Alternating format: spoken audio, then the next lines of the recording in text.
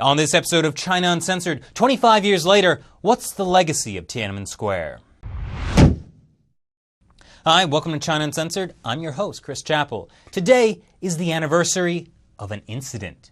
Yes, that's right. At some point today, in the past, an incident occurred. Incidentally, let's not talk about that incident. It's just an incident after all. But if you absolutely must talk about this incident, get the facts straight. Some people will make the groundless claim that on June 4th, 1989, there was some kind of massacre in Tiananmen Square.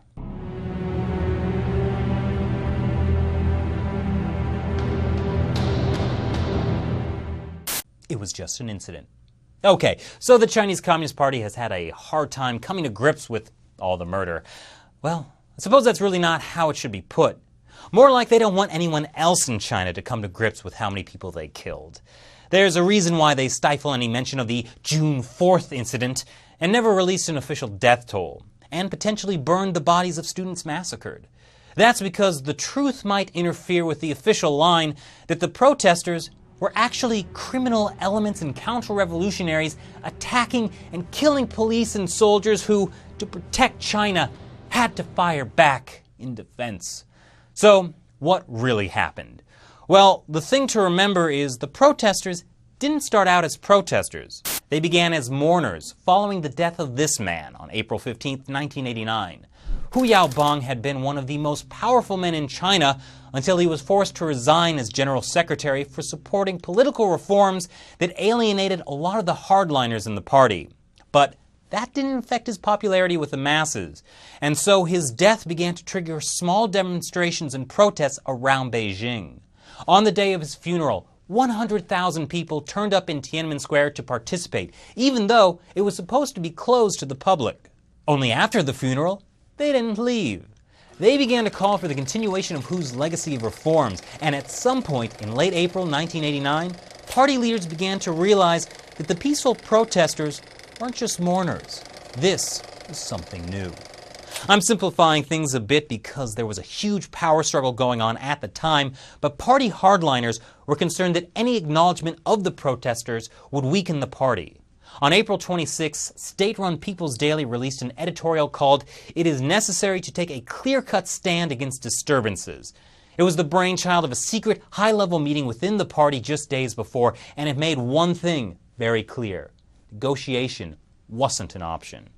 There's a little word that keeps popping up in China ever since the Communist Party seized power: dojang. The English translation is struggle, but it means so much more. Dojang is what good party members should do against enemies of the party, whoever that might be, and it really could have been anyone. In the beginning, it was the landlords that had to be dojanged. Then it was intellectuals, rightists, counter-revolutionaries. The Cultural Revolution saw struggle sessions where people were paraded in front of mobs and publicly criticized. Yeah, criticize is one of those words that means something a little different to the Communist Party. In the beginning of the 21st century, the party decided it must dojang against Falun Gong. Most recently, it's been the public opinion struggle that has seen a clampdown on the internet and the targeting of commentators and activists. When the party uses dojang, it's like a loyalty test. You're with the party or you're with them. And that's a warning as well. It says whatever group is being dojanged, that's where the bomb's about to go off. So stand back.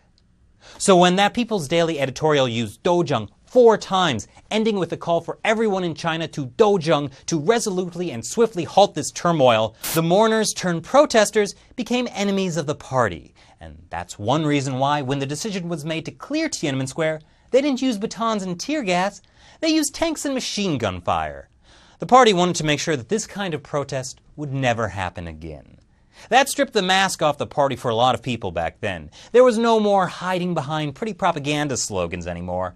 The truth was clear to everyone dodging bullets that day. The party doesn't care about you. The party cares about the party. And so a generation was kept in line by the constant fear of forced left hanging over their heads. As for the next generation, they would be better educated. Deng Xiaoping, the man in charge at the time, forced university students to denounce the protesters and confess any thoughts they had that might not be in line with the party.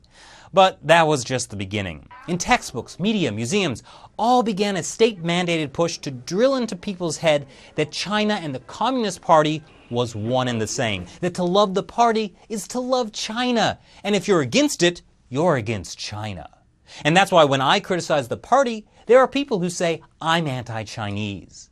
Here's the other part of it, the economic miracle of China. You can get as rich as you want as long as you keep your head down and never question the way things are. Only it was less of a miracle and more of a nightmare. Over 1 billion people, virtually unfree in every aspect of their lives, were given one avenue of independence for all their energies, making money. And some got rich.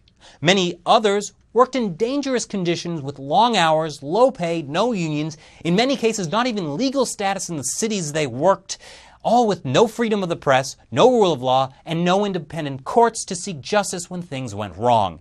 And they did go wrong.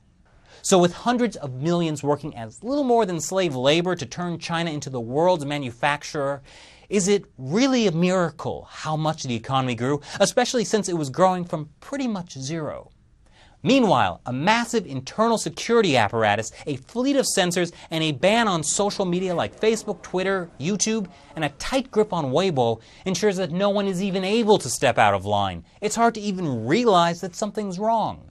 And if the occasional person does start to question things, they're dealt with individually and quietly. So another Tiananmen never happens again. The legacy of the Tiananmen Square massacre is a stick and carrot constantly hanging over China. Earlier this week, prominent human rights activist Hu Jia, who was part of the protests in 1989, suggested that what China needs is another Tiananmen Square. Millions back out on the street. But then again, it doesn't really seem like the party's changed all that much in the past 30 years. So what do you think? Leave your comments below, subscribe, and spread the word. Thanks for watching China Uncensored. I'm Chris Chappell. See you next time.